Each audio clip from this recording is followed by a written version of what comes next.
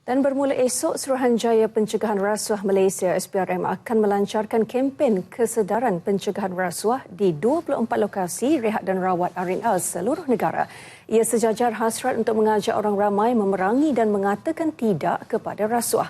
Untuk berbicara lebih lanjut bersama kami di studio ketika ini ialah Datuk Samsun Baharin Muhammad Jamil selaku pengarah bahagian pendidikan masyarakat SPRM. Selamat datang ke studio 3 Datuk Samsun. Ya. Baik, terus saja kepada persoalan apa sebenarnya kempen kesedaran pencegahan rasuah ini dan apa tujuan dan matlamat utamanya? Sebagaimana tajuk kempen adalah kempen kesedaran pencegahan rasuah. Objektif utamanya adalah untuk menyebar luas mesej pencegahan rasuah kepada mereka yang mengunjungi kawasan rawat dan rehat R&R di seluruh lebuh raya Semenanjung Malaysia. Ya. Kita berharap dengan kempen ini kita dapat mengajak masyarakat bersama SPM untuk usaha-usaha pencegahan rasuah di negara kita. Jika disebut lokasinya ada 24 kesemuanya? Ya. Lokasi pelancaran dan lokasi-lokasi lain yang terlibat dalam kempen ini? Pelancarannya akan dilaksanakan esok 24 hari bulan Jun di R&R Sungai Buloh arah utara mulai jam 4 petang. Memang dari segi pelancarannya kita adakan di R&R Sungai Buloh, tetapi dari segi kempen tu kita akan laksanakan di seluruh 24 kawasan R&R di seluruh Semenanjung. Di seluruh Semenanjung. Hanya di Semenanjung saja ketika ini? Buat masa ini sebab kita mengadakan kerjasama dengan Lembaga Lebuh Raya Malaysia, LLM, dan juga Persatuan Syarikat Konsesi Lebuh Raya Malaysia, yang mana pada permulaan ini kita akan adakan kempen tu di semua R&R Plus. Dan kita akan melaksanakan di lain-lain lokasi R&R syarikat konsesi yang ada di Semenanjung. Buat masa ini kita akan adakan di Semenanjung dahulu.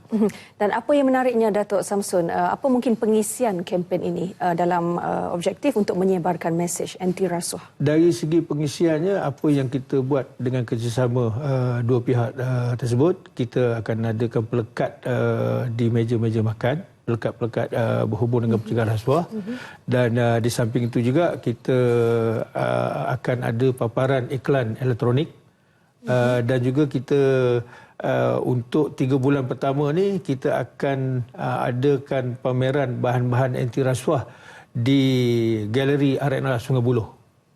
Supaya dengan adanya bahan-bahan ini masyarakat akan dapat lebih memahami fungsi SPM dan dalam masa yang sama juga mengetahui kesalahan-kesalahan rasuah yang ada dalam akta yang sedia ada sekarang ini. Dan kita juga memohon kerjasama daripada masyarakat untuk membantu SPM dalam usaha kita mencegah segala bentuk kesalahan rasuah, salah guna kuasa dan juga penyelewengan di negara kita.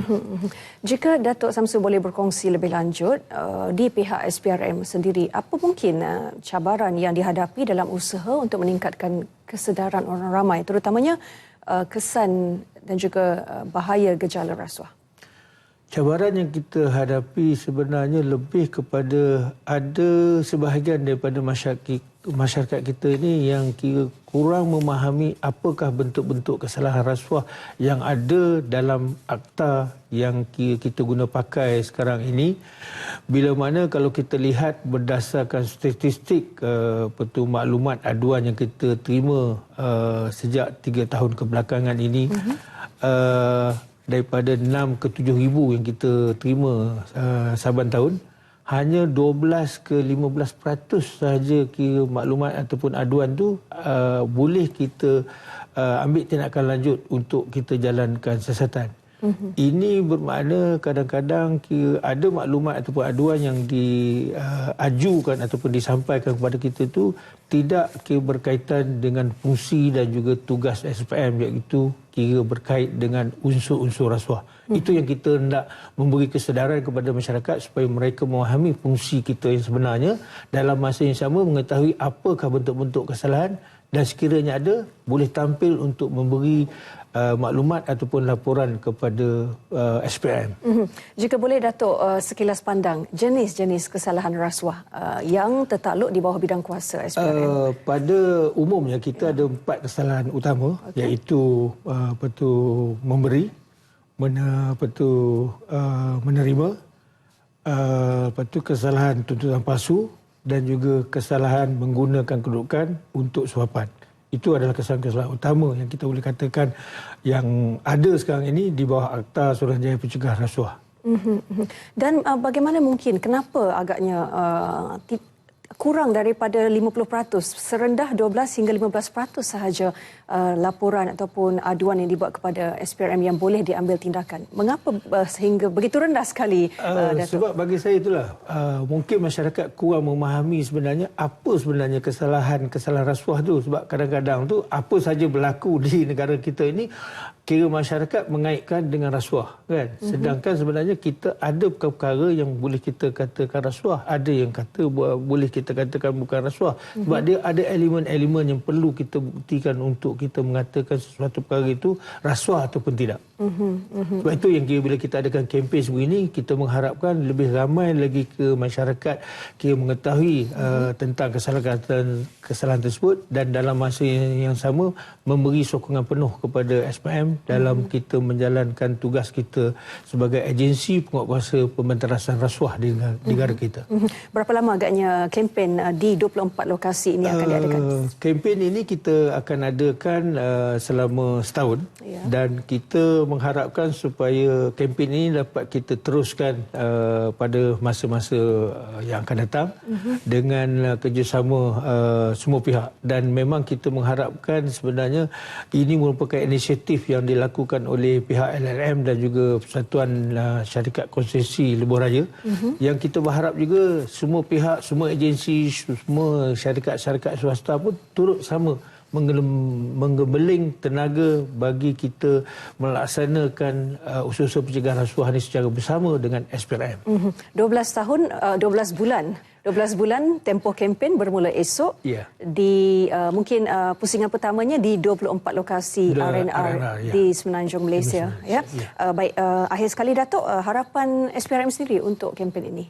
Kita mengharapkan dengan kempen ini, seperti yang saya katakan tadi, kira masyarakat dapat kira memahami tugas dan fungsi sebenar SPM dan juga mengetahui tentang kesalahannya, dan dalam masa yang sama memberi sokongan penuh kepada SPM untuk kita menguatkuasakan undang-undang dan juga memastikan kebebasan SPM tidak digugat oleh mana-mana pihak. So kerjasama semua perlu untuk kita memastikan negara kita ini bebas daripada gejala rasuah. Baik, selain daripada 24 lokasi kempen ini, apa mungkin lagi saluran lain untuk orang ramai di luar sana yang mahu mungkin mendapatkan maklumat lebih lanjut mengenai kesedaran pencegahan rasuah ini? Masyarakat boleh kira mendapat maklumat lanjut berhubung dengan SPM ni melalui portal kita, ataupun kita pun sekarang ni dah ada kita punya radio streaming kita sendiri, iaitu Mac FM, yang boleh didengari setiap hari bekerja daripada 9 pagi ke 9 malam, yang mana dalam kira pengisiannya pun memang kita ada kira elemen-elemen berhubung dengan pencegahan rasuah yang kita utarakan dari semasa ke semasa, dan juga perkara-perkara yang berhubung dengan memperkasakan integriti. Dan kita libatkan semua jabatan-jabatan kerajaan yang ada kepentingan dalam usaha-usaha pencegahan rasuah dan juga memperkasakan integriti. Saluran radio di mana, Datuk? Maknanya kalau kira kita menggunakan streaming radio, maknanya kira alamatnya macc.fm. macc.fm. My Anti-Corruption Channel. Okey, macc.fm bersiaran 9 pagi sehingga 9 malam. Hari bekerja. Setiap hari bekerja. Baik, Datuk Samsun, mungkin ada pesanan ringkas kepada orang ramai sempena dengan bulan Ramadan ini? Bagi saya, untuk kita lah semua rakyat Malaysia tu, ikut mana pun kita jadikan budaya mengatakan tidak kepada rasuah dalam apa keadaan sekalipun. Sebab kalau kita hendakkan kira negara kita bebas daripada rasuah, semua pihak mesti mengatakan tidak kepada rasuah. Baik, Pengarah Bahagian Pendidikan Masyarakat SPRM, Datuk Samsun Baharin Muhammad Jamil, terima kasih di atas perkongsian itu tadi. Sama-sama.